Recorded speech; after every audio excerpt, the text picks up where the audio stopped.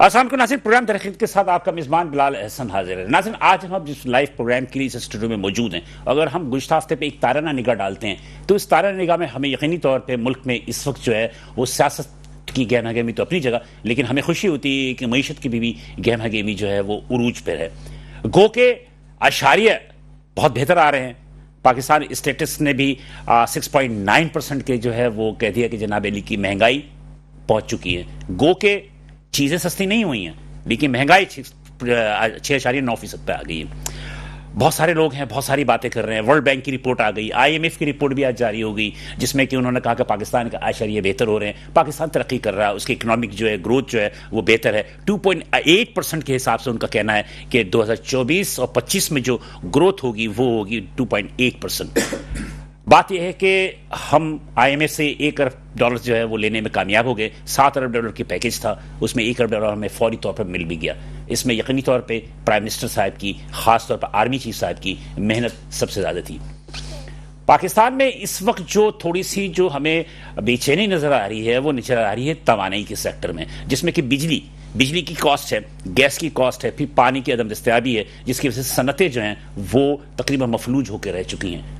हम चूंकि इस प्रोग्राम में इकोनॉमिक को ज्यादा बहस करते हैं, लेकिन सियासत के साथ तिजारत जो है वो आपस में एक जुड़वा भाई की तरह है। अगर हम तिजारत की बात करें और उसमें सियासत ना हो तो यह भी नामुमकिन सी बात है।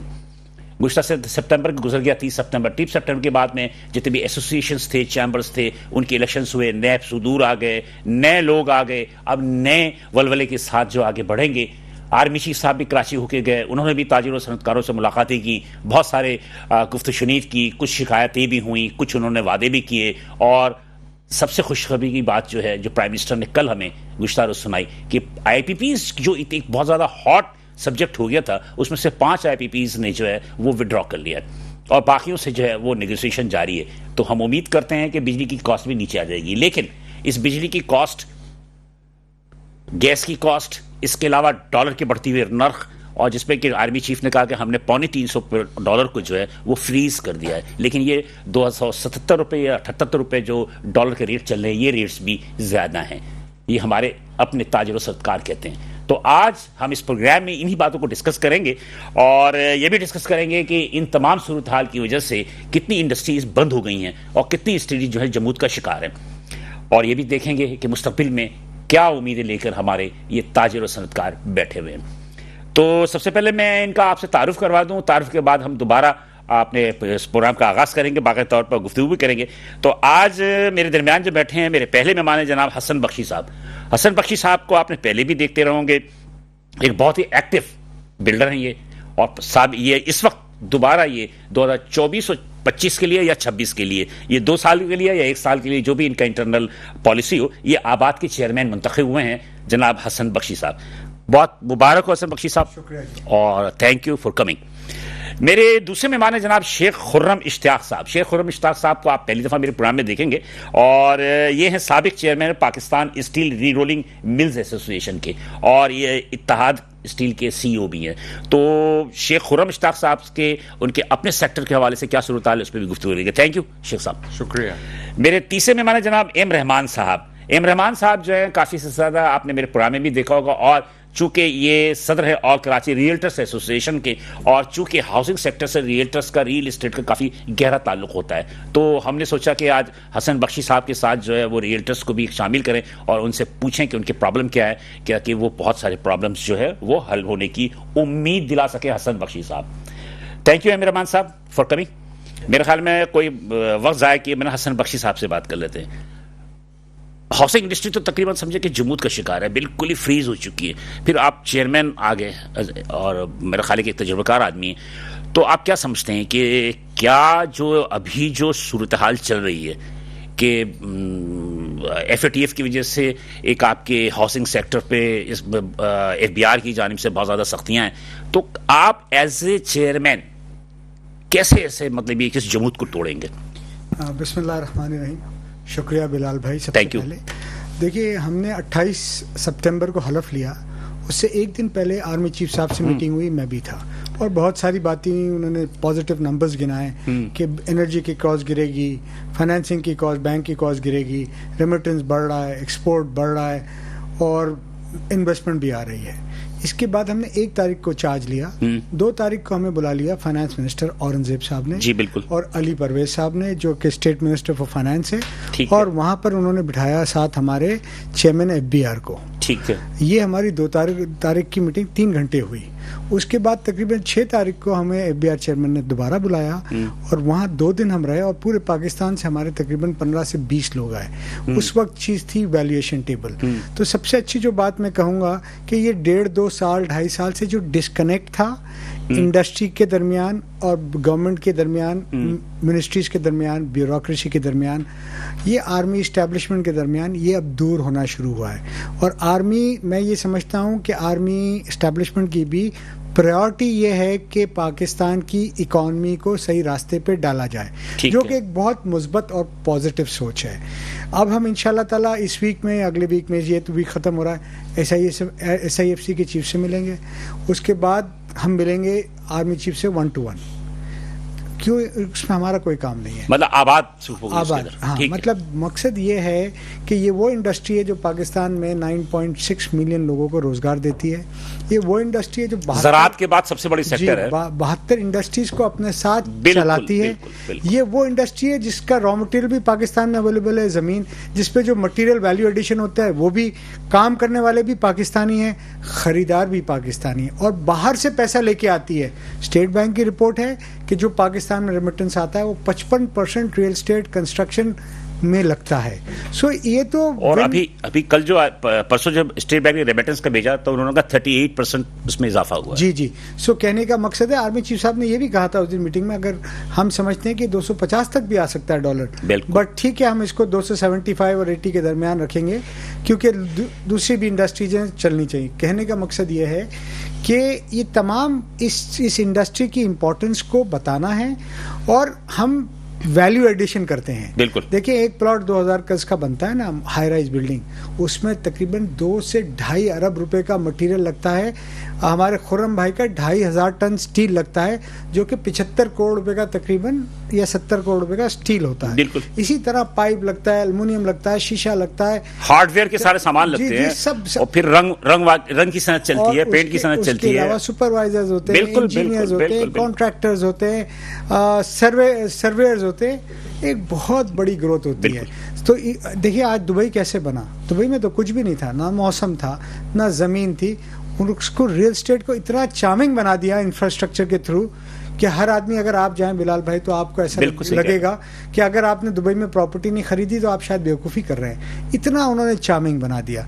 तो हम ये चाहते हैं कि हमारी कोशिश और काविश ये होनी चाहिए कि जो आज पैसा उठ के दुबई जा रहा है, पहले उसको रोका जाए। वो कैसे रोका जाएगा? कि हम एक equal opportunities of business create करें। मैं ये कहना चाह रहा हूँ, ये सारी बातें जो मेरे ख्याल में एक तवील अरसे से हम इसी स्क्रीन पे बैठ के कैमरे के, आप भी आते रहे, फिर मोहसिन शिखानी भी आए, फिर याजी इलियास भी आए, आसिफ समसम भी आए, सारी बातें ये करते रहे।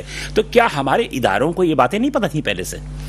जी, मेरे ख्याल में इदारों को पता थी, पर उसके लिए इतनी प्रायोरिटी नहीं थी। पर आज जिस जगह मुल्क खड़ा है ना, या हमें भीख मिलना बंद हो गया, कुछ भी कह लें आप, इस वजह से हम अपने पैरों पे खड़े हो रहे हैं। अपने पसंद के वर्ड चूज कर लें, पर आज जिस जगह मुल्क खड़ा है वहाँ ज़रूरत है सिर्फ कंस्ट्रक्शन सेक्टर को नहीं, steel sector large scale industry है, टेक्सटाइल, जो आदमी इकोनॉमी में कुछ अपना हिस्सा डाल सकता है, जो आदमी एम्प्लॉयमेंट जनरेट कर सकता है, जो आदमी किसी तरह भी इस मुल्क में कोई मुस्बत काम कर सकता है, उसकी हैंड होल्डिंग करना हमारे इदारे, स्पेशली आसिम मुनीर साहब, शहबाज शरीफ का फर्ज है, फेवर नहीं है। नहीं, ये उनका फर्ज है। फर्ज तो है, जितनी भी प्राइम मिनिस्टर गए, जितने भी लोग गए, सबका फर्ज है ना। जी जी। मुझे एक बात समझ में नहीं आती कि हम रटी रटाई बातें, हम हमेशा ये बताते हैं जनाब ये प्रॉब्लम है, ये प्रॉब्लम है।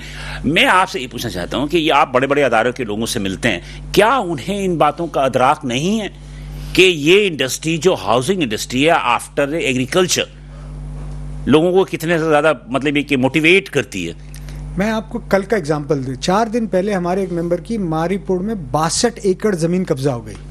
मैंने चीफ साहब को लिख दिया, और मैंने कोर कमांडर को भी लिख दिया, आईजी को, सबको लिख दिया, जो एनीबडी हु। तो 2 दिन में कोर कमांडर ऑफिस से फोन आ गया उन साहब की जिनकी ज़मीन कब्जा हुई। देखिए, ये हमारी जो कॉन्फिडेंस है उसको बहाल करेगा।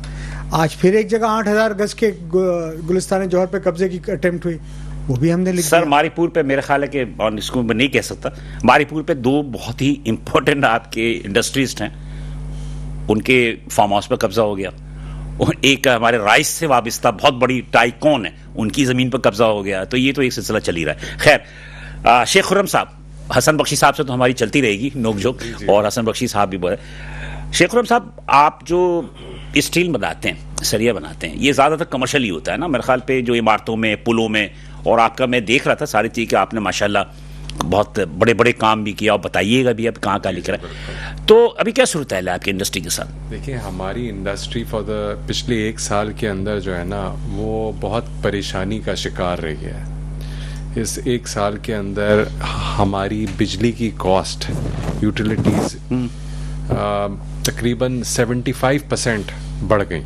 वो तो इनके साथ भी प्रॉब्लम है। और हमारे साथ क्या है कि हमारी जो सरिया बनाने की कन्वर्जन है, उसका 40% जो है वो आज बिजली है।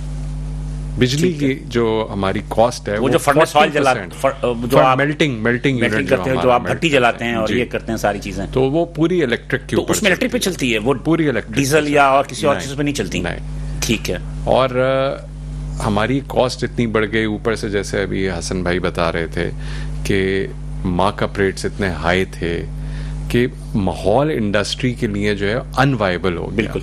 सेकेंडली, डिमांड नहीं रही। पिछले 1-1.5 साल में कंस्ट्रक्शन स्लो डाउन थी, पूरा हाउसिंग सेक्टर जो है वो अफेक्टेड था। उसकी वजह से हमारे सरिये की डिमांड भी वो नीचे आ गई। इस वक्त आप समझिए कि 30% प्रोडक्शन कैपेसिटी पे चल रहा है स्टील सेक्टर हमारे मुल्क के अंदर। नहीं, सब अनवायबल हो गए। लेकिन बात ये होती है कि मैंने ये देखा, मुझे नहीं पता, मैं तो आपसे उसे बोला कि मैंने देखा पंजाब में हाउसिंग की फिर भी इंडस्ट्री जो है वो मतलब कि बेहतर चल रही है बनिस्बत सिंध के। तो बिल्कुल। तो आपकी जो इंडस्ट्री है वो जो सरिया जाता है तो ऑल ओवर पाकिस्तान जाता होगा। All over Pakistan. और फिर मेरे ख्याल में गवर्नमेंट सेक्टर में भी काफी तरक्की हो रही है। तो आपकी जो प्रोडक्शन है वो कितनी थी, अब गिर के कितनी रह गई? 30% के ऊपर चल रहे हैं इस वक्त टोटल। मैं ऐड करूं, सिर्फ ये नहीं, सारे वाले भी, एल्युमिनियम वाले भी, ऑल शीशे स्टील वाले भी, सेक्टर, टायर वाले भी, सारे सब एलाइड। क्योंकि आपने एक मदर इंडस्ट्री को बंद कर दिया, चोक कर दिया। हर मिनिस्टर आके बोलता है कि ये तो ऐसा लगता है कि हम लोग को ड्रग वाले काम कर रहे हैं। इसमें FATF का भी फैक्टर है, वो मैं बात करूंगा आपसे। अब स्टील की क्या कॉस्ट चल रही है इस वक्त? तकरीबन 2,55,000 रुपए टन पे। ये ग्रेड 60 डिफॉर्म बार्स होते हैं जो सारी हाई ग्रेड बिल्डिंग्स में यूज होते हैं, और ग्रेड 70 बार्स होते हैं। तकरीबन 2,55,000 रुपए। अच्छा, कितनी इंडस्ट्री होंगी हमारे यहाँ, मतलब कि स्टील की? स्टील की टोटल, वैसे हमारा सेक्टर बहुत फ्रैगमेंटेड है, उसके अंदर टोटल इंडस्ट्रीज तकरीबन 300 प्लस होंगी। लेकिन जो मेजर प्लेयर्स हैं जो क्वालिटी प्रोडक्ट बनाते हैं वो तकरीबन 30 के करीब हैं ऑल ओवर पाकिस्तान। ठीक है। अब क्या मतलब ये क्या शिकायत, क्या शिकवा लेकर आए हैं, क्या दर्द हमारी? तो गवर्नमेंट के साथ बेइंतहा हम उनको बार बार कह रहे हैं हमारी यूटिलिटी कॉस्ट कम की जाए। और सेकेंडली, हमें जो सबसे बड़ी शिकायत है कि जो बहुत सारे यूनिट्स जो सेल्स टैक्स एवेजन करते हैं उनके अगेंस्ट एक्शन लिया जाए। आपने डस्का और इन एरियाज को टैक्स फ्री कर दिया है, वहां से माल वो सारा शहरों में भेज रहे हैं। 42,000 रुपीज पर टन हम पे सेल्स टैक्स है। अब आप मुझे बताइए, अब आपने एक इलाके को कर दिया यहाँ पे जो है ये टैक्स नहीं देगा। कौन कौन से इलाके? ये फाटा पाटा के इलाके हैं सारे। अब वो 42,000 रुपए टन अगर सेल्स टैक्स नहीं देगा जी, तो फिर आप मुझे बताइए, हम जो पूरा टैक्स देने वाले लोग हैं शहर में फुल कंप्लायंस के साथ चल रहे हैं, हम कैसे सर्वाइव करेंगे? तो उनका माल यहाँ आता है? आता है, पूरे मुल्क में आता है। तो बीच में जितने भी आपके जो नकल हमल होती है तो वहां कोई चेकिंग या कोई टैक्स नहीं लगते? कुछ नहीं, वो सब निकल के आ ही रहा है ना माल। उससे इतनी परेशानी है, बार बार मिनिस्ट्री में जाते हैं, हर तरफ जाते हैं, FBR को जाते हैं, खुदारा आप इस फाटा पाटा की इस एग्जेम्पशन को ख़त्म कीजिए, लेकिन वो पॉलिटिकल सिलसिला है वो नहीं ख़त्म होके दे रही। तो जैसे आर्मी चीफ साहब इतनी इंटरेस्ट ले रहे हैं, तो आप हुई मुलाकात? जी, उन्होंने कहा है कि हम इसको फेज वाइज करेंगे। अभी लास्ट बजट में भी उन्होंने ये कहा कि हम इसको फेज वाइज करेंगे। तो लेकिन हमने कहा इतना ये फेज लंबा ना हो जाए कि यहाँ कोई इंडस्ट्री ना बचे, सबको ताले लग जाए। कितनी इंडस्ट्री बंद हो गई? आप समझिए, जितने मेजर प्लेयर्स हैं सब इस वक्त जो है ना वो 20-25% कैपेसिटी के ऊपर चल रहे हैं, नुकसान कर रही है। कोई मिल इस वक्त जो है ब्रेक इवन भी नहीं कर रही, सब नुकसान कर रहे हैं। तो आप लोग एक्सपोर्ट वगैरह की तरफ? नहीं, हमारी टोटल कंजम्पशन लोकल है। इतनी महंगी बिजली लेकर, इतना महंगा हमारी इनपुट कॉस्ट है, हम दुनिया में वायबल ही नहीं रहेंगे। आपको मैं बताऊं, इंडिया में 8 रुपए यूनिट की कॉस्ट है जी, और हमारी टैक्सेस के साथ तकरीबन 52 से 53 रुपए कॉस्ट बनती है। अब आप मुझे बताएं, हम कहां से compete करेंगे, किससे करेंगे? और जहां डॉलर भी 270 रुपए, वो अलग मामला है। माल मंगाओ तो पीछे पहले वो उधर के मसले, इतनी हमारे इतने, आप ये देखें कितने लोग वाबस्ता हैं हमारी इंडस्ट्री के साथ भी, इतने वर्कर्स हैं, लोग हैं, इंजीनियरिंग सेक्टर है ना हमारा, स्किल्ड लेबर है। अब वो बेचारे भी सब परेशान है क्योंकि अच्छा, उसके साथ फिर होलसेलर भी अटैच है, फिर रिटेलर अटैच है, बेइंतहा लोग हैं। जी रहमान साहब, इनके दर्द सुने आप लोगों ने? इसलिए कि जमीन तो आप ही बेचते हो ना, जहाँ पे ये कारखाने लगाते हैं, ये बिल्डिंग बनाते हैं। देखें, दर्द तो हर जगह पे मौजूद है, उसमें तो कोई शक नहीं है, क्योंकि इस वक्त रियल एस्टेट जो हमारा सेक्टर है, ये सबसे ज़्यादा मंदी का शिकार यही सेक्टर है इस वक्त। बिल्डर्स, डेवलपर्स नए प्रोजेक्ट्स नहीं अपना ला पा रहे। उसकी बेसिक वजह, जैसे भाई ने भी बताया, कि एक मटेरियल कॉस्ट इतनी महंगी फिजिबल ही नहीं है, यानी कि जिन लोगों ने बुकिंग्स आज से 2 या 3 साल पहले जिस प्राइसेस पे की, वो डिलीवर करने के काबिल ही नहीं, तो रियल एस्टेट एजेंट्स कहाँ से माल बेचेगा? और जमीन की कीमतें सस्ती कम हो गई सर। ज़मीन की कीमतें जो हैं वो कुछ एरियाज़ की, जैसे जहाँ पर ओपन लैंड थी वहाँ की कम हुई, लेकिन जो स्टेबल एरियाज़ थे वहाँ पर तो वही कीमतें अभी उसी के गिर्द चल रही हैं, शायद कुछ इलाकों की बढ़ी हैं। जो ओपन एरियाज़ थे वहाँ की कम हुई। लेकिन जो भी बाइंग करता है एज ए, चूँकि हम रियल एस्टेट एजेंट्स को रिप्रेजेंट करते हैं, तो जो भी बाइंग करता है ज़्यादातर स्टेबल एरियाज़ में, जहाँ पर आपको फैसिलिटीज सारी हों, जिसमें पानी, बिजली, गैस और पूरा इंफ्रास्ट्रक्चर हो। तो वो शहर में आपने देखा कितनी सोसाइटीज हैं जिसमें ये इंफ्रास्ट्रक्चर अवेलेबल है। तो लोगों की कोशिश यही होती है कि जो स्टेबल एरिया में है, जी ओपन एरिया है हमारे पास कराची में है कहाँ? सर, कराची का तो सबसे बड़ा मसला इस वक्त बल्दियात है कि ना कोई रोड्स आपको सलामत मिलती है, ना सीवरेज लाइन को सलामत मिलती है। लेकिन ये तो अरबाब इख्तियार को सोचना चाहिए, जो 15 साल से या 20 साल से मुसलसल इक़्तिदार में है, कि आपने इस शहर के साथ क्या जुल्म किया है और क्या नजर आ रहा है, सबको नजर आ रहा है। इसमें अब के साथ इसमें स्टेट एजेंट ने भी बड़ा किरदार अदा किया। सर, स्टेट एजेंट्स क्या करेगा? सट्टा खेल के स्टेट एजेंट को वज़ीर आला सिंह थोड़ी है जो स्टेट एजेंट किरदार अदा करेगा। स्टेट एजेंट कोई सट्टा नहीं खेल सकता। स्टेट एजेंट तो सर्विसेज प्रोवाइडर है, सट्टा खेलता है इन्वेस्टर। इन्वेस्टर जब सट्टा उस वक्त खेलता है जब मार्केट तेज हो, चल रही है, फिर वो मार्केट में आता है। जैसे हसन बख्शी साहब ने कहा कि आप 63 टाउन का मिसाल दे देता हूं आपको। 63 टाउन देख लें आप इसकी 33 देख लें। देखें, 63 टाउन की जो 2 साल पहले मार्केट थी, आज 50% यानी कि कम हो चुकी है। वहां पर प्राइसेस कम है। जैसे अभी हसन बख्शी साहब ने मिसाल दी कि दुबई किस चीज पर चला, सिर्फ रियल एस्टेट पर चला। आज दुनिया का हर शख्स चाहता है कि मैं दुबई में इन्वेस्टमेंट करूं, तो क्या वजह नहीं पाकिस्तान में ऐसी पॉलिसीज लेके जाएं कि पाकिस्तानी अगर 10 से 12 बिलियन डॉलर्स दुबई की रियल एस्टेट मार्केट में लेकर जा सकते हैं, तो क्या पाकिस्तान की मार्केट इतनी कमजोर है जो 25 करोड़ आवाम की कंज्यूमर मार्केट है? और ओवरसीज पाकिस्तानी, जैसे इन्होंने जिक्र किया कि जो रेमिटेंसेस भेजते हैं उसमें से 55 से 60% रियल एस्टेट में आते हैं। दिस मीन्स अगर 32 बिलियन डॉलर्स आते हैं तो 20 बिलियन डॉलर्स हमारा रियल एस्टेट सेक्टर लेके आता है। आप ज़राअत चलाते हो, उसको आप सब्सिडी देते हो। आप पावर चलाते हो, उसको सब्सिडी देते हो। आप कोई भी सेक्टर गवर्नमेंट चलाती है, उसको सब्सिडी देते हैं। तो रियल एस्टेट को कौन सी आप सब्सिडी दे रहे हैं? वो तो डिलीवरी कर रहा है आपके पास। मैं चीज़ों को वफ़े पे जाना, लेकिन उससे पहले थोड़ा सा तस्करा कर ले। आप जल्दी से बता दीजिएगा। 300% स्टेट पे जो है वो उस पे टैक्सेस वगैरह का निफाज हो रही है। आपकी वैल्यूएशन की जो बात कर रहे हैं जी, अभी 300% जी, अभी देखें, हमारी तो अपना नज़र में गुजरी है ये चीज़ के। देखें, आगे टैक्सेस जितने हैं, यानी कि आपने advance tax, gain tax, advance tax 3% देंगे सबसे मिनिमम, और वो सेलर से भी लेंगे, परचेजर से भी लेंगे। उसके बाद आप गेन टैक्स 15%, आप 15% कर दिया। उसके बाद आपने टाउन टैक्स 1% वो देंगे, स्टैंपिंग 2% देंगे, वो रजिस्ट्रार की फीस 1% देंगे। एफडी भी तो लगा दिया, federal excise duty builders and developers के ऊपर लगा दी। हैरत की बात है वकील साहब, तो प्लॉट पे भी एफडी लगी हुई है एक्साइज ड्यूटी। 28% और उसके बाद डीम्ड रेंटल इनकम, यानी कि 28% आप जब टैक्सेस देंगे, अगर आपकी वैल्यूएशन एक प्लॉट की 1 करोड़ रुपए की बनती है तो उसके ऊपर 30 लाख रुपया टैक्स है। 3 ट्रांजैक्शन करेंगे तो प्लॉट की कीमत बराबर। तो कौन इन्वेस्टमेंट करेगा, कौन ओवरसीज पाकिस्तानी आप पैसा रियल स्टेट में लेके आएगा जब आप 15% गेन टैक्स लेंगे? तो ये आपको मुल्क के साथ देखें, ये खिलवाड़ कर रहे हैं, आर्मी चीफ साहब के साथ भी और जो SIFC है उसके साथ खिलवाड़ कर रहे हैं। आपको ऐसी यानी कि पब्लिक दोस्त, वेलफेयर दोस्त पॉलिसीज बननी चाहिए कि पाकिस्तान में सरमाया आए और पाकिस्तान की मार्केट चले। जैसे अभी बात हुई कि 74 इंडस्ट्रीज चलती हैं, तो 74 तो सिर्फ ये लाइट के इक्विपमेंट्स हैं, आप इसको गिनना शुरू करें। 74 में आप भी शामिल हैं सर, 74 हम तो आप भी शामिल हैं, एजेंट भी शामिल हैं। रियल एस्टेट देखें, रियल एस्टेट तो एक पूरा सेक्टर है जिसमें बिल्डर्स भी हैं, डेवलपर्स भी हैं, रियल एस्टेट एजेंट्स भी हैं, एलाइड इंडस्ट्रीज भी हैं। मैं ये कह रहा हूं कि 74 तो सिर्फ लाइट इक्विपमेंट्स की प्रोडक्ट्स हैं। एक वक्फे के लिए कहा जा रहा है, वक्फे के बाद आएंगे तो हम मजीद इस गुफ्तगू के सिलसिले जारी रखेंगे। एक गुफ्तगू सिलसिला चल रहा है, मजीद इसको जारी रखेंगे, लेकिन यहाँ पे एक छोटा सा ब्रेक लेंगे। ब्रेक के बाद दोबारा मिलते हैं, साथ रहिएगा।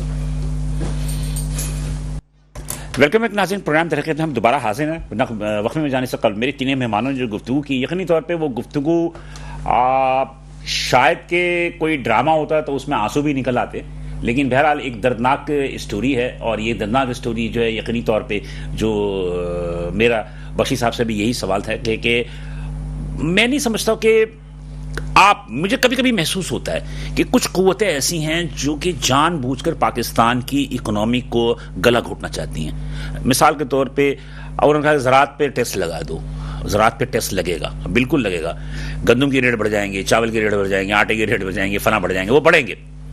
लेकिन क्या ये हाउसिंग इंडस्ट्री होगी खास तौर पे, और एक आपके गोल्ड की इंडस्ट्री, इन 2 इंडस्ट्री पे सबसे ज्यादा FATF का सैंक्शंस थे, उनके तहफुजात थे। तो FATF वाले जो मामला है वो हल हो गए? देखिए अल्हम्दुलिल्लाह FATF के मामला ये हो गए कि पाकिस्तान ग्रे लिस्ट से निकल गया। वो तो निकल गया, ठीक है ना, लेकिन आपने वो पाबंदियां तो हैं अभी भी। देखिए हम समझते हैं कि ये जो पाबंदी है ना, ये दुनिया भर में है रियल एस्टेट पे। ये FATF से पाकिस्तान के लिए नहीं है, दुनिया के लिए। बट मैं आपकी बात को सेकंड करूंगा। देखिए चाइना आज एक बहुत बड़ी इकोनॉमिक ताकत है, बिल्कुल सही कर रहे हैं।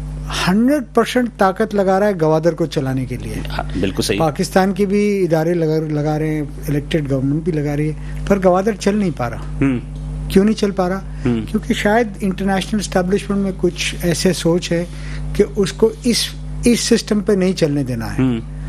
वो अपनी ताकत लगा रहे हैं। कुछ उनके टाउट हमारी ब्यूरोक्रेसी में भी बैठे हैं, पॉलिटिकल लोगों में भी बैठे होंगे, कहीं ना कहीं प्लांटेड होते हैं ना लोग। गवादर के पीछे तो आपके कुछ दुश्मन कुव्वतें हैं। जी मैं वही कह रहा हूँ ना। तो जो हमारी दोस्त कुव्वतें ऐसी नहीं है जो पाकिस्तान को नहीं चलने देना चाह रही। तो ये पाकिस्तान को, जैसा आपने कहा ना, कि जबरदस्ती खींचा जा रहा है, गला घोटा जा रहा है। आप दुबई, अगर कराची में इंडस्ट्री अगर हाउसिंग की चलती है तो दुबई इतनी तरक्की नहीं करता। मैं आपको बताऊं, कराची में मौसम दुबई से बेहतर, लोकेशन बेहतर, बिल्कुल सही कह रहे हैं, पढ़े लिखे नौजवान बेहतर। कराची पाकिस्तान दुनिया के अच्छे मुल्कों में है। फर्टाइल लैंड है, मिनरल है, गोल्ड है, कॉपर है, आपके पास ऑयल है, क्या नहीं है आपके पास? लोकेशन है, नौजवान पॉपुलेशन है। कितना कर्जा है? $130 बिलियन। यार अमेरिका की एक कंपनी का $200 बिलियन कर्जा है। तो क्यों नहीं हम पे कर पा रहे? क्यों नहीं हम मैनेज कर पा रहे? क्योंकि शायद आपने जैसा कहा, मैं उस बात को सेकंड करूंगा कि कुछ प्लांटेड लोग अंदर हैं जो हमारे जो वो है ना, जिसको कहते पोटेंशियल को ऊपर निकलने नहीं दे रहे हैं। मेरा बेटा, मैं यहाँ काम करता हूँ, मैं आबाद का चेयरमैन हूँ, उसके लिए दुबई में बिल्डिंग बनाना, लंदन में बिल्डिंग बनाना और अमेरिका में बिल्डिंग बनाना आसान है, वो कराची में नहीं बना सकता। मैं आपको हकीकत कह रहा हूँ, क्योंकि वहाँ सीधा कानून है। वो कानून आपने भी फॉलो करना है। आप 50 साल से वहाँ है, मैंने भी करना है। इसमें सियासत इन्वॉल्व है, सियासी लीडरों की, उनके अपने मफादात हैं। इसमें हर चीज इन्वॉल्व है। इसमें चंद लोगों का बहुत बड़ा फायदा हो रहा है। इस कियोस, इस मैडनेस में चंद लोगों का फायदा हो रहा है और वो फायदा उठा रहे हैं, और हम तमाशाई बन के अपनी जिंदगी का ये दौर गुजरता हुआ देख रहे हैं। जी सर, शेख खुर्रम साहब, आप कैसे महसूस करते हैं कि क्या हकीकत में पाकिस्तान को मईशत को जानबूझकर इसका गला घोटा जा रहा है? देखिए, गला तो घुट रहा है पाकिस्तान की मईशत का, लेकिन इसमें हमारे अपने पॉलिटिकल हालात का भी बहुत बड़ा किरदार है।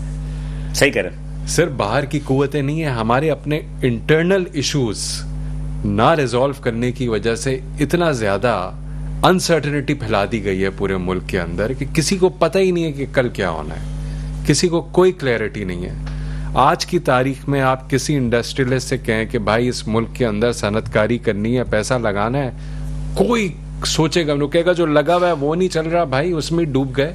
आप क्या नई की बातें करें, क्योंकि देयर इज नो क्लैरिटी, कोई पॉलिसी की क्लैरिटी नहीं है। कल आज कोई पॉलिसी आएगी, कल कोई और हुकूमत आएगी, दूसरी आ जाएगी। हमारी हुकूमत का हुआ ना, बिल्कुल। जो कल हुकूमत थी, जैसे कि आपने बताया कि बाजवा साहब के दौर में या इमरान खान साहब के दौर में जो पाकिस्तान हाउसिंग अथॉरिटी बनी, वो अचानक ही बंद कर दी गई, चेंज हो गई। तो इसका मतलब ये हुआ कि ये मतलब ये कि इकोनॉमिक का बेड़ा गर्क करने में सबसे बड़ा हाथ हम समझें तो सियासी कुव्वतों का है। हमारी अपनी अनसर्टेनिटी जो सियासी कुव्वतों ने मिलकर, देखें जो भी हम इसमें नहीं कहते कि भाई पावर में जो कोई भी आए उससे मुल्क की जो एक पॉलिसी है ना वो डिस्टर्ब नहीं होनी चाहिए। यही सियासी कुव्वतें जमीन पर कब्जे पे इन्वॉल्व हैं कि जमीन पर कब्जे करते हैं, फिर उसके बाद ज्यादा पैसे लेकर उसको छोड़ते हैं। तो इस किस्म की सूरत तो मैंने सुना इंडिया में भी हाउसिंग पे जो भत्ताखोरी या ये सब चीजें इंडिया में भी है। लेकिन क्या हम ये समझ सकते हैं कि हमारे इंडस्ट्रियलिस्ट भी ईमानदार हैं? देखिए ब्लैक शीप तो हर जगह होते हैं ये, लेकिन 99% जो हम शहर के अंदर, शहरों में जितने इंडस्ट्रियलिस्ट काम करें, आप सोचें उन्होंने अपनी बड़ी मेहनत मुशक्कत के साथ उन्होंने सरमायाकारी के यूनिट्स लगाए, मैन्युफैक्चरिंग यूनिट्स लगाए, वो ट्रेडर नहीं बैठे हुए, उन्होंने अरबों रुपए लगाए और उसके बाद अगर वो नुकसान कर रहे हैं और परेशानियां झेल रहे हैं, टैक्स दे के भी उनके ऊपर जो है नोटिस आए और दूसरी तरफ दूसरे लोगों को बगैर टैक्स के माल बना के दिए देना जाए, तो ये कहाँ का इंसाफ है? वो तो मर गया बेचारा पैसे लगा के इस मुल्क के अंदर, वो कहाँ जाए? एक चीज होती है जैसे इलेक्ट्रॉनिक आइटम्स है, ये लोगों को कहता है कि अफगान ट्रांजिट ट्रेड से स्मगलिंग हो रही है, सरिया तो नहीं हो सकता? होता है, वो भी हो रहा है अफगान ट्रांजिट, ईरान से होता है, वो अफगान से नहीं होता, वो ईरान से होता है, वाया क्वेटा, ताफ्तान बॉर्डर से। अच्छा, बिल्कुल होता है, वो एक अलग परेशानी है। अच्छा, तो अभी भी हो रहा है? होता है अक्सर, मतलब इस तरह से होता है, 20 दिन होगा फिर 2 महीने रुक जाएगा। कितना आता है माल, कितना आता है? टनों के हिसाब से आता है? टनों के हिसाब से थाउजेंड्स में आता है। तो क्या मार्केट में बिक रहा होता है? बिल्कुल बिकता है, बलूचिस्तान में बहुत बिकता है, यहाँ सिंध कराची भी पहुंचता है, पंजाब भी पहुंचता है। तो वो आपके रेट से कम होता है? जी डेफिनेटली। लेकिन आप जाए तो मतलब कि स्टील के रेट तो वही मिल रहे होते हैं जो पाकिस्तानी हो। देखें वो तो पहचान भी नहीं, आइडेंटिफाई भी नहीं कर सकते हो, तो जो ट्रेडर ने जिससे लिया है वो बेनिफिट कमा रहा है उसका। तो इसका मतलब है कि हमारे ताजिर भी तो ईमानदार नहीं है ना। मैन्युफैक्चरिंग सेक्टर में तो देखें हम सफर कर रहे हैं, उसके बाद जो दुकानें लिए बैठा है, देखें वो तो अपनी, उसको इससे मतलब नहीं कि माल कहां से आ रहा है, वो कहता है भाई मुझे माल दे, सस्ता कौन देता है। अच्छे बुरे हर जगह होते हैं, अच्छा, लेकिन मेरा अपना जाती राय ये है कि अभी भी एक बहुत बड़ी इंडस्ट्री है, मैं नाम नहीं लूंगा, उसने मेरा ख्याल है कि सेल्स टैक्स में सही चूना लगाया हुकूमत पाकिस्तान को, और बड़ी बड़ी कंपनी है। तो कहने का मकसद ये है कि ये कहना कि जनाब तमाम की तमाम चीजें पॉलिसी मेकर्स की तरफ से खराब है, कुछ चीजें हमारी तरफ से भी खराब है। डेफिनेटली। अब मैंने यही शुरू में आपको बात कही कि ब्लैक शीप हर जगह होते हैं, उनकी इसी तरह बिल्डर्स में इसी तरह बिल्डर्स में भी बहुत सारे बिल्डर ऐसे हैं। मैं हमेशा कहता हूं बिलाल भाई कि I do not represent angels association of Pakistan, ये बहुत क्लियर है। आप अगर एंजल एसोसिएशन को करते हैं, मैं नहीं करता। आपको पता है हमारी स्टील इंडस्ट्री वो वाहिद इंडस्ट्री है जिसने 2004-05 के अंदर हुकूमत के पास जाके बैठा था, खुदारा टैक्स चोरी बचाने के लिए आप हमारे बिजली के बिलों के अंदर पर टन हमारी ये कंजम्पशन है, आप बिल के ऊपर बिजली की कंजम्पशन के ऊपर फिक्स्ड कर दें टैक्स। तो बात तो वही हो रही ना कि कुछ लोग ऐसे हैं दारे, अगर ये सारे काम कर दें तो उनका धंधा नहीं चलेगा ना। बिल्कुल। तो कहने का मकसद यही है ना कि कुछ मिल बांट के ही सारा होता है। रहमान साहब, आप कुछ कहना चाहेंगे सरकार के ये जो ब्लैकमेलिंग होती है, आप ये समझते हैं कि ये जो जैसे आपका रियल्टर्स का शोबा है, ठीक है जी, रियल्टर्स का शोबा है, क्या कराची के अंदर रियल्टर्स के शोबे में कुछ ऐसा काम हुआ, कुछ काली शिप्स आई जिनकी वजह से जो है लोगों का एतमाद भी जो बड़ा खराब हुआ कि एक एक प्लॉट्स की 4-4 फाइलें होती हैं, 6-6 फाइलें होती हैं? वो तो इशू अब पोर्शन का सिलसिला शुरू हो गया है। सब पोर्शन का सिलसिला तो काफ़ी अरसे से है। इलीगल पोर्शंस के खिलाफ हम बात करते आए हैं कि शहर का इंफ्रास्ट्रक्चर इसी वजह से जो आप तबाही की बात करते हैं, तो ये इलीगल पोर्शंस की इसमें एक बहुत बड़ी वजह है। तो जो बाई लॉज बनाए जाते हैं, रेजिडेंशियल के बाई लॉज रेजिडेंशियल पे लागू हैं, कमर्शियल के बाई लॉज कमर्शियल पे लागू हैं, तो इलीगल कंस्ट्रक्शन नहीं होनी चाहिए। क्योंकि आप का जो इंफ्रास्ट्रक्चर है, अगर एक सोसाइटी में आपने 100 प्लॉट्स हाउसिंग के दिए तो उसका इंफ्रास्ट्रक्चर 100 को ही कवर कर सकते हैं। अगर उसके ऊपर आप मुलव्वस नहीं है जी, उसमें स्टेट एजेंट मुलव्वस नहीं है। स्टेट एजेंट्स तो सर्विस प्रोवाइडर हैं, यानी कि आप स्टेट एजेंट्स के खाते में पोर्शंस नहीं डाल सकते, यानी कि उसमें बिल्डर्स भी, डेवलपर्स भी, सब लोग हैं। और उसका कला कमा कौन करेगा? जो गवर्नमेंट है, यानी कि सिंध बिल्डिंग कंट्रोल अथॉरिटी जो है, उसकी जुरिस्डिक्शन है, वो देखेगी इन चीजों को कि जी इलीगल अगर कंस्ट्रक्शन है तो उसको रोके। मैं आपकी बात को यहीं पे रोक रहा हूँ। ये इलीगल कंस्ट्रक्शन डिफेंस में नहीं होती, ये इंडियन कंटोनमेंट एरियाज में नहीं है, मलीर में नहीं। इंटरप्ट कर रहा हूँ, आपने सिंध बिल्डिंग कंट्रोल अथॉरिटी का नाम लिया ना, ABR का नाम लिया, तो ये वो 2 अदारे हैं, अगर ये ईमानदारी से काम करेंगे तो फिर करना चाहिए। मामला नहीं चलेगा ना बहुत सारी जगहों। मुल्क कैसे चलेगा? मुल्क ऐसे ही चलेगा कि आप हर अदारा अपनी कैपेसिटी में काम करे। अच्छा, दूसरा देखें, रियल एस्टेट सेक्टर है क्या, यानी कि इसकी बेसिक चीज को समझना जरूरी है कि सब चीजें प्लानिंग और अदाद शुमार से चलती हैं। अब अदाद शुमार ये कहते हैं कि दुनिया की दौलत का 54% रियल एस्टेट के गिर्द घूमता है। बिल्कुल सही। अच्छा, अगर 54% का कुलिया पाकिस्तान में भी लागू है कि पाकिस्तान की दौलत का 54% रियल एस्टेट के गिर्द घूमेगा। उसके बाद पाकिस्तान में जितनी इंडस्ट्री चलती हैं, जैसे ये 22 सरिया बना रहे हैं, तो ये रियल एस्टेट में लगता है, ये किसी और चीज में नहीं लगेगा, जमीन पे ही होगा। तो कंस्ट्रक्शन होगी तो इस पे लगेगा। ये जितना टैक्सेस देंगे तो ये रियल एस्टेट की मरहून मिन्नत है। पाकिस्तान की 70% इंडस्ट्री इस सेक्टर के गिर्द घूमती है। पाकिस्तान की सेकंड लार्जेस्ट प्रोवाइडर इंडस्ट्री भी है। और अगर आप रियल एस्टेट सेक्टर के ऊपर अगर आप अपनी पॉलिसीज ठीक कर दें, और जैसे आपने कोरोना पाकिस्तान में जब पूरी दुनिया में आया, तो पाकिस्तान में कोरोना में कौन सी इंडस्ट्री ने सरवाइव किया था? सिर्फ रियल एस्टेट ने। रियल एस्टेट की वजह के आपके अदाद शुमार रहे और दुनिया ने आपकी तारीफ भी की। उसके बाद फिर जो उस वक्त की गवर्नमेंट थी, उसने रियल एस्टेट के लिए खुसूसी फैसिलिटेट किया और 5% के ऊपर लोन्स दिए, बैंकों को पाबंद किया। उसके बाद आपका तमाम सेक्टर चलना शुरू हुआ, जिसमें सारी इंडस्ट्रीज आ गई। तो यही पॉलिसीज इस गवर्नमेंट को कंटिन्यू करनी चाहिए कि रियल एस्टेट की बेसिक आप उसको समझना चाहिए। अगर आपने उसको समझ लिया तो यकीन करें पाकिस्तान इस मुआशी गर्दाब से निकल सकता है। मेरे ख्याल पे सदर से लेकर, और ये समझते हैं, सदर से लेकर एक जो आपने चपड़ासी होता है ना सिंध सेक्रेटेरिएट का, वो सब जानते हैं कि क्या होता है। लेकिन बहरहाल यहाँ पर सर ये कुछ गैर मुल्की ताकतों का एजेंडा है, यानी कि कोई भी मसला है आप रियल एस्टेट पे टैक्स लगा दो, या जरा मतलब कोई भी है रियल एस्टेट पे टैक्स लगा दो, यानी कि वो चाहते नहीं है कि पाकिस्तान में रेमिटेंसेज आए। बात यह है कि बहरहाल ये बात तो तय है कि बिल्कुल सही कह रहे हैं हमारे मेहमान, लेकिन ये है कि इस गुफ्तगू को मजीद सिलसिला जारी रखेंगे। यहाँ पे एक छोटा सा ब्रेक लेंगे, ब्रेक के बाद दोबारा हाजिर होते हैं तो गुफ्तगू के सिलसिला जारी रखेंगे। वेलकम के नाज़रीन, प्रोग्राम तरक्कीत में हम दोबारा हाजिर हैं। बात यही है कि मुख्य में जाने से कल गुफ्तगू हो रही थी कि कुछ कुव्वतें हैं, कुछ ताकतें हैं, चाहे वो हमारे अपने लोग हों या चाहे वो गैर हों, ये कुछ ना कुछ तो है जो पाकिस्तान को तरक्की करता हुआ नहीं दे सकते। चूंकि टाइम कम है हमारे पास, इसलिए टू द पॉइंट बात करके मैं आपसे शुरू करता हूँ। मुझे एक बात बताइए कि ये बात तो सबको पता है कि पाकिस्तान की अड़ोस पड़ोस ये वो कुछ हमारे दोस्त भी जो हमारे दुश्मन हैं। मिसाल के तौर पे गवादर पोर्ट जो है, वो उस पोर्ट के से दुबई पे भी फ़र्क पड़ता है, ईरान पे भी फ़र्क पड़ता है, इंडिया तो है ही दुश्मन, अमेरिका को भी फ़र्क पड़ता है। तो ये सारे कुछ सीन और अनसीन अंदाज में जो है वो कर रहे होते हैं। लेकिन बात ये होती है कि जो हमारे अपने लोग यहाँ पर अपने इदारे हैं, तो इनमें क्या खराबी है, क्या इनके सरबराह सही नहीं होती, क्या होता है जो एक ही बातों को आप बात कर रहे हैं कि जनाब 72 एलाइड इंडस्ट्री है, इसमें ये ग्रूम हो जाएगा, ये बूम आ जाएगा, ये क्यों नहीं समझते?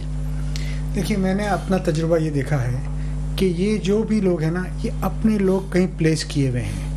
ऐसी मीटिंग मैंने अटेंड किया है IMF के साथ भी कि हमारे से कागज हम ले जाने वाले पहले से उनको पता है, और वो सिर्फ 5, 6, 7 लोगों को पता है। अच्छा, पर वो उनके पास पहले पहुंचा हुआ है। तो यस, पर देखिए ये उनका काम है, जो पाकिस्तान के दुश्मन है ना। हमारा काम है पाकिस्तान को मजबूत करना। नहीं तो ऐसे लोगों को पहले निकालना चाहिए ना। पर वो आइडेंटिफाई नहीं होते ना। देखें, वो आइडेंटिफाई, वो मोल्स होते हैं, वो प्लेस्ड होते हैं, वो हम हर दुनिया में होते हैं ना। देखिए, शायद हम लोग भी करते होंगे कहीं जहाँ मौका मिले, ये तो एक कॉमन दुनिया में चल रहा है। बट मैं क्या समझता हूँ, मेरी आर्मी चीफ को एक ज़रूर मशवरा होगा कि हाउसिंग अगर चलानी है तो एक 15 साल की टैक्सेशन पॉलिसी दे दें, 20 साल की दे दें, और 20 साल की हाउसिंग पॉलिसी दे दें। देखें, ये कैपिटल इंटेंसिव काम है, इसमें बहुत पैसा लगता है। बिल्कुल। सो आप पॉलिसी दे दें, कोई भी हुकूमत आए और जाए, कोई फर्क नहीं पड़ता। मैम जैसे मीसाकी जमहूरियत है, पॉलिसी मीसाकी कंस्ट्रक्शन कर लिया जाए, पॉलिसी कंसिस्टेंट होनी चाहिए हर सेक्टर के लिए, तो होनी चाहिए। तब वो सेक्टर आगे बढ़ेगा। आज देखें कंस्ट्रक्शन नहीं तो सीएनजी सेक्टर का क्या हाल हो गया जी, पॉलिसी बूम था। अगर आप ये बना के देते थे कि 20 साल के बाद हमने बंद करना, क्या हाल हुआ, तो आदमी उस तरह अपने आप को प्लेस कर लेता। आज इन सब ने, ये स्टील वालों ने एक्सपेंशन किया पिछले 3 साल पहले, सबको बहुत अच्छा दिख रहा था, हाउसिंग प्रायोरिटी थी।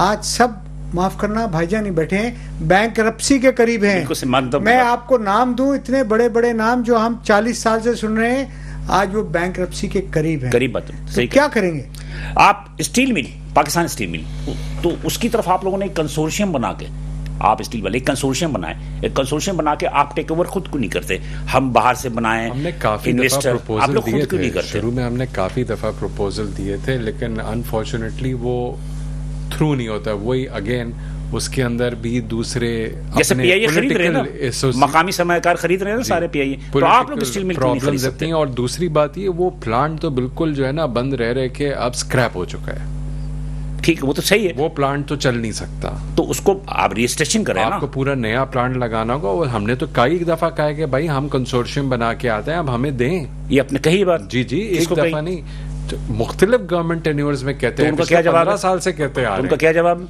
कुछ हो रहे हैं, कर रहे हैं, फिर वो हुकूमत चली जाती है, फिर दूसरे आते हैं, फिर कोई नई बात होती है, फिर रह जाता है। ये जो छोटे छोटे यूनिट्स आपके स्टील की बने, तो बेहतर नहीं होता कि कंसोर्शियम, दुनिया में यही होता है, कंसोर्शियम बना के आप देखिए, मकामी सरमायाकार जब तक आगे नहीं आएगा तो बैरूनी सरमायाकार नहीं आएगा। बात बताऊं कि लॉन्ग प्रोडक्ट्स के अंदर जैसे पाकिस्तान स्टील जो है वो 3 लाख टन बिलेट बनाती थी साल का। आज अल्हम्दुलिल्लाह हमारे प्राइवेट सेक्टर में 2-3 लाख टन बनाने वाले सब इंडिविजुअल यूनिट्स लगे हुए हैं। बिल्कुल सही है, लगे ना बाद में, क्योंकि तो वो वही मैं कह रहा हूँ कि हमारे अपने मकामी सरमायाकारी कंसोर्शियम बना के क्यों नहीं आते?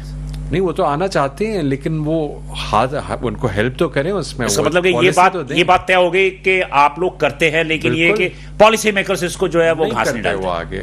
ठीक जी, रहमान साहब आप क्या कहना चाहेंगे भाई कि क्या होना चाहिए? 7E हो गया, रेंटल जो आप रिडीम रेंटल हो गया, या आपकी जो FAD लगी, क्या कहना चाहेंगे और क्या मुतालबा है? जल्दी से बता दीजिए। इसमें तो देखें बहुत बातें होंगी। हमारा मुतालबा ये है कि पाकिस्तान में आईनी तरमीम से ज्यादा मुआशी तरमीम की जरूरत है, क्योंकि आपने किसको बता रहे हैं सर? ये गवर्नमेंट ऑफ पाकिस्तान को बता रहा हूँ, और जो SIFC है या जो भी मुक़्तदा इदारे हैं उनको बता रहा हूँ कि आईनी तरमीम से 10 माह के बाद भी आ जाए, लेकिन इस वक्त असल जरूरत है मुआशी तरमीम की। रशिया क्यों तबाह हुआ? मुइशियत की वजह से। अमेरिका क्यों जिंदा रहा? मुइशियत की वजह से। अगर आपने अपनी मुइशियत को एक जुमला डाल दूं, सऊदी अरब से सरमायाकार वफ्त आया ना, सरमायाकार वफ्त आया, जस्ट अ पीनट $2 बिलियन में क्या मिलेगा आपको? देखें आप संजीदा तो है ना, 2.8% इकोनॉमी जो आपकी GDP बता रहे हैं, उससे आप सरवाइव नहीं कर सकते।